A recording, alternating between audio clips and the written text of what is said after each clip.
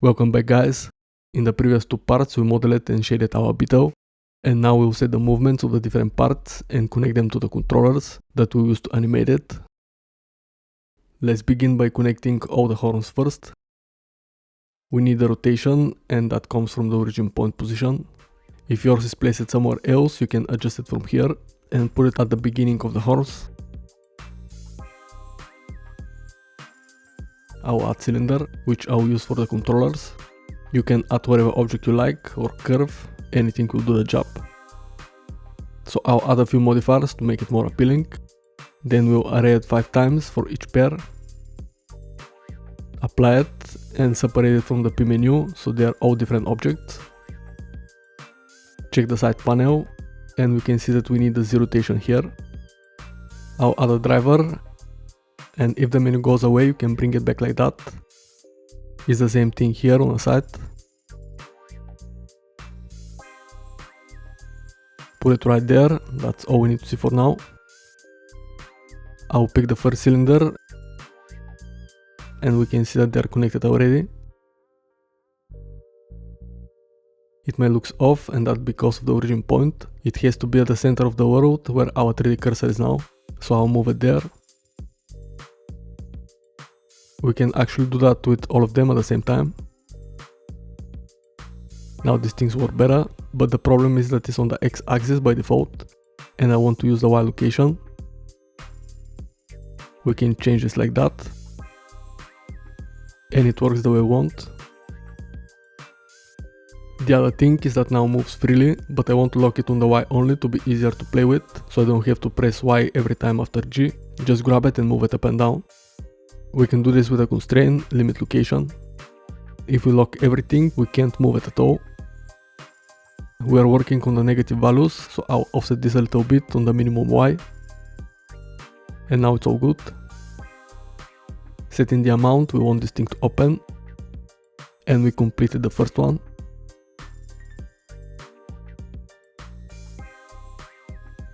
For the next one, I'll pair first this part, but it's exactly the same way. Adding the driver, then picking the object. If the menu doesn't show up, you can select it from here. We can add again the constraint, but we already have it, so let's make the things easier by copy the constraints from this menu. Just have to say the amount or how much to open. I'll repeat everything for these horns, pairing the part, then adding the driver and setting the constraint. And we have the first 3 done.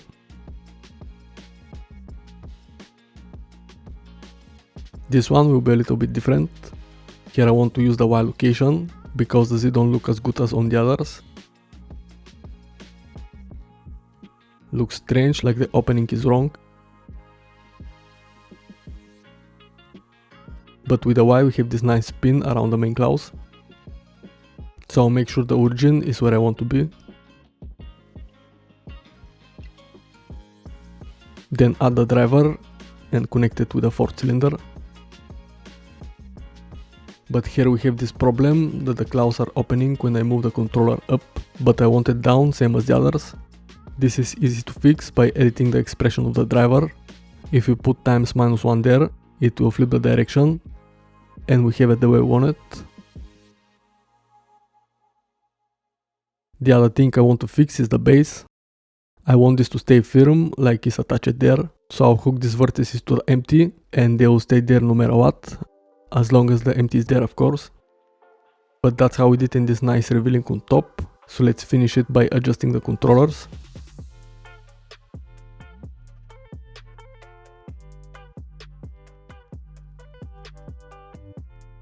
The last ending, we need the X rotation.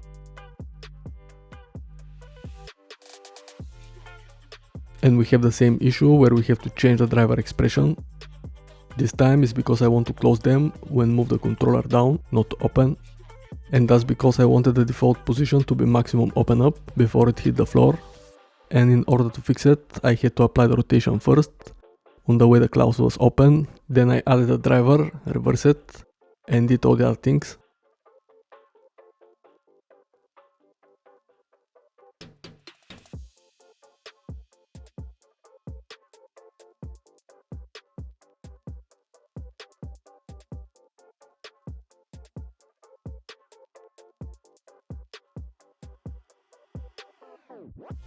But with all this done, I was ready to move on with the wings.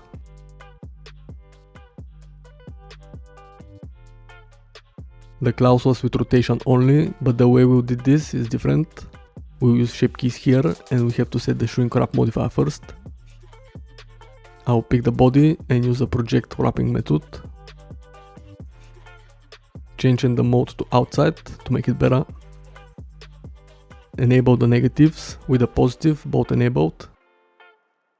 Check if that's all we need for the next step.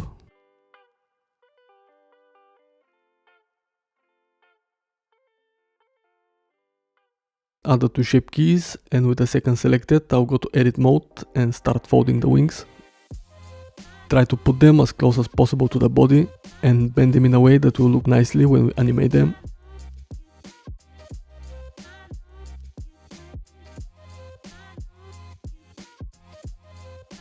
Let's see what we have in object mode using the value. And go back to edit mode to refine the folded posture. We can offset a bit the shrink wrap modifier so it's not so close to the body and doesn't go under this layer.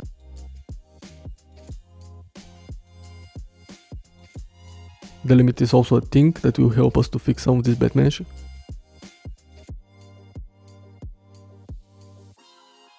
Just go back and forth with the settings and try to make it as good as possible.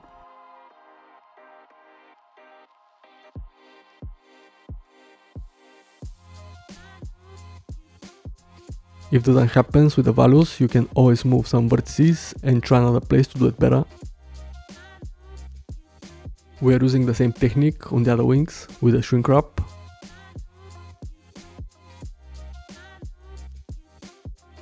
Then the shape keys. Putting again the vertices close to the body in edit mode. I'll help myself with a snapping tool here. I found that if I try to just get them down all together and put them close without any tweaks, looks bad. So I wanted to add some variations of the vertices position where they are folded to crush the wing in a way.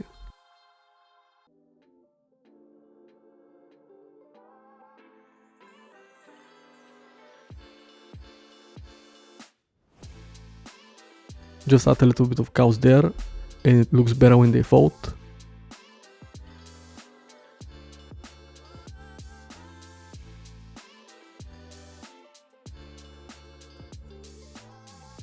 But yeah, I spent some time with this to set them right. So whenever you're ready, you can just duplicate them and link the material and the modifiers, then get rid of the out mesh.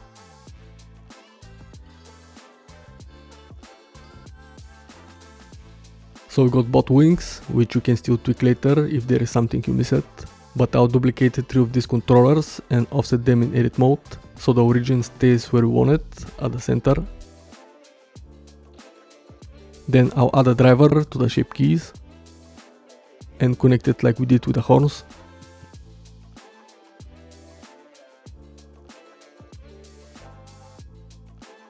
They already have the limit location constraint, just have to set it to -1 to cover the full range of the shape key. One is done, so doing the other one like that.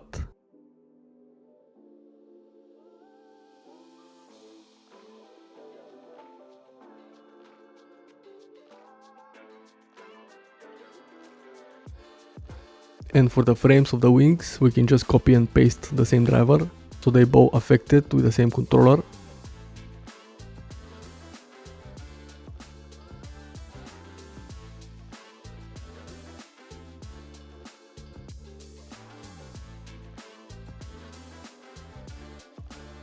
I forget to set the rotation when they open, so I'll do it now, but it's better to do it first before the shape keys, so you don't have to adjust the edit mode posture again.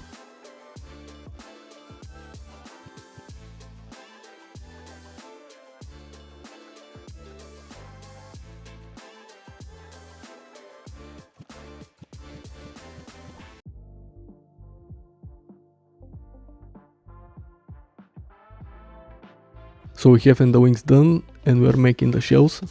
It's again different method with rotation and location this time.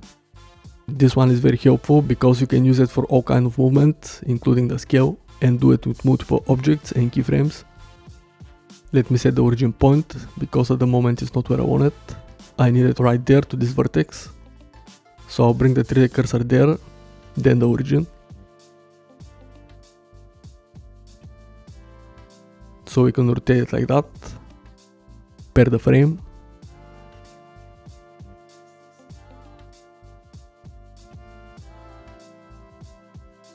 I'll hook in these parts that connect it with the holder and pair the empty. And we are ready for the next step.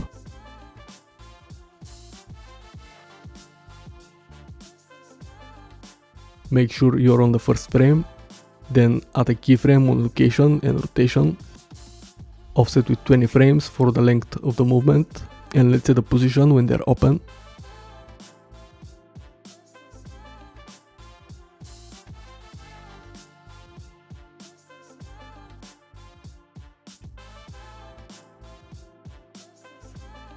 Something like this, and add the other keyframes. We need a top sheet. In the action editor, we can add the name of this action, whatever it is, and make sure to check the fake user icon to save it, even if there are no objects that using it. Now we can come back to the first frame where the shells was closed and take down this action. To connect it, we need an action constraint. Pick the controller as target. Using the Y location like with the drivers, grab the action we created from here, add the length from 1 to 20 frames, and let's see what we have. We can bring this back with OTG, and let's set the range.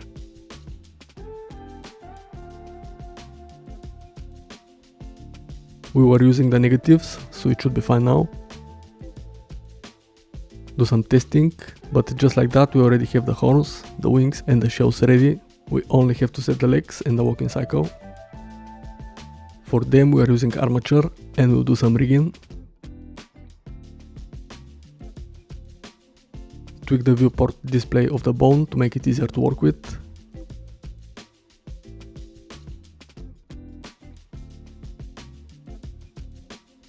I'll isolate one of the legs and extrude few times the bone in edit mode.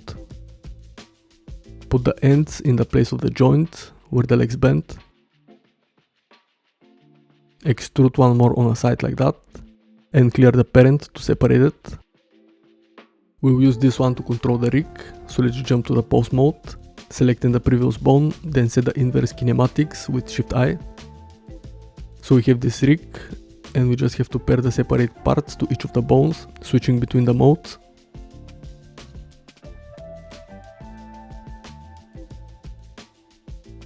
Double check if we did everything right. For the walking cycle we need a curve, so I'll bring the 3D cursor to the world origin to add there the circle. Rotate it on Y 90 degrees and edit the points to cut it in half. Doing something like this. With the bone selected, go to the constraint tab and add follow path. Pick the curve and let's make sure we apply the rotation to fix this. If it's still wrong, maybe the size is too big, so I'll scale it down in edit mode. And if everything is okay, we gotta have the walking cycle when we play with the offset.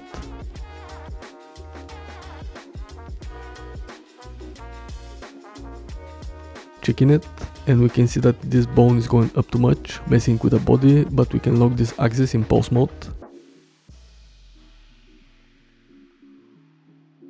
So now it moves only sideways, no up and down. There are two ways to go from here. If the legs are the same, you can just move this one to delete folder and duplicate the rigged one. Set the posture in pose mode and delete the out one.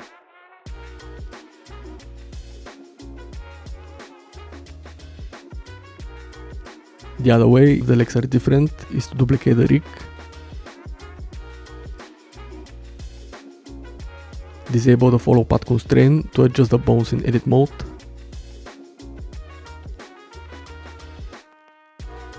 Pair the parts again. then bring back the follow path constraint on. The cool thing is that we can still edit the curve or the rig to precise it. It's all procedural, so we can still do it, and at any time later. Duplicate one more controller for them and move it down in edit mode.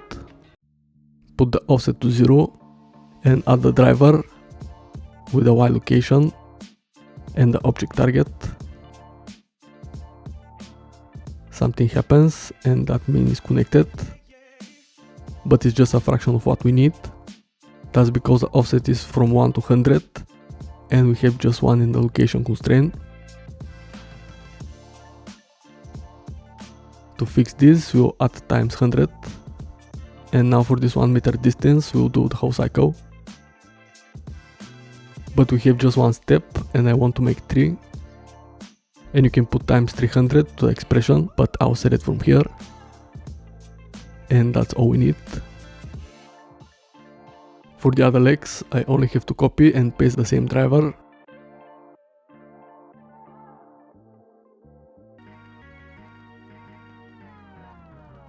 If we leave it here, they will do it at the same time, but I want to have some offset in the timing, so I'll open the second driver editor, scale the graph down, so I can move the whole thing with 30% or a little bit more. So we have this animation that resembles the walking cycle of the Beetle. I will paste the driver to the other legs as well.